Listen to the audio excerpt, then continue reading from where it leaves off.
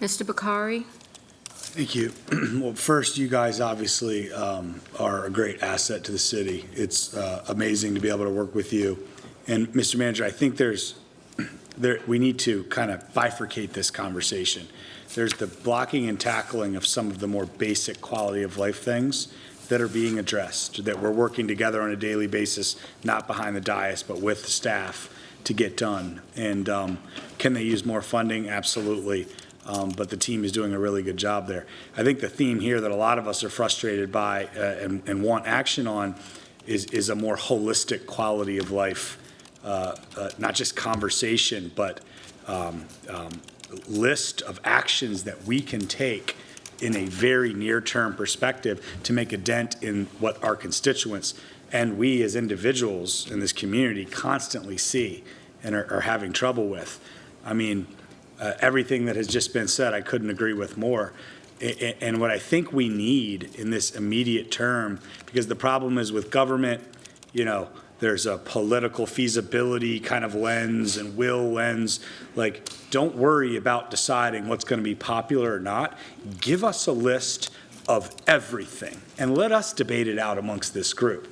Because at the end of the day, whether it's people that have sat up here in First Ward, 4th Ward, and elsewhere about defecation occurring, the constituent requests and problems I receive regularly in District 6, where you're like, well, that can't be a thing there. It absolutely is a thing there. It's in every corner of this city. The aggressive panhandling on every single intersection. I mean, at some point in time, people are just scratching their heads like, why aren't you guys doing anything about it?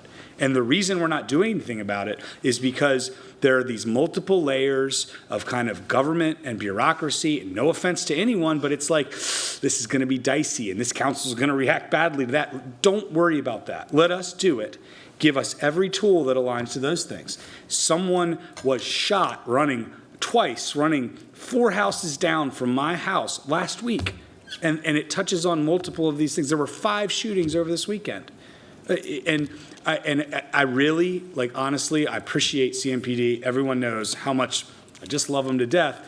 But let's stop talking about, 20 or so delta decrease in homicides, because we all know that fluctuates year over year, and it's property crimes up is a leading indicator for us of where all that's going. And the difference between a homicide and a shooting that just missed is an inch. We've learned that over the years. And when people are being burglarized and all this stuff is happening, when we proactively can get ahead of things like the homeless camp that we experienced a couple of years ago, we can do that now when it's not here, but we can't do it when it's there. So I would encourage you, step 1 is to don't worry about the political ramifications or what kind of nonsense we're all going to fight about. Just give us everything and say this directly relates to these things that you've heard of. Let us hash that out. And at the end of the day, hopefully, step 1 is we can adopt some real things. Step 2 is we can ensure they're enforced. Step 3, we can ensure that the criminal justice system then picks up where that leaves off. And step 4, which 3 and 4 have to happen simultaneously, those in need of upward mobility, those in need of mental health help, those in need of wraparound services, they can get them. But while they're sitting on our streets, not only is it not good for quality of life for everyone, it's not good for those people. So if you can do that, I think we will make a massive step forward. And hearing everyone talk, I was trying to think, where is this stuck? Where's this stuck? That's exactly where it's stuck. So if you can do that, that would be a big deal. And you guys just keep being awesome.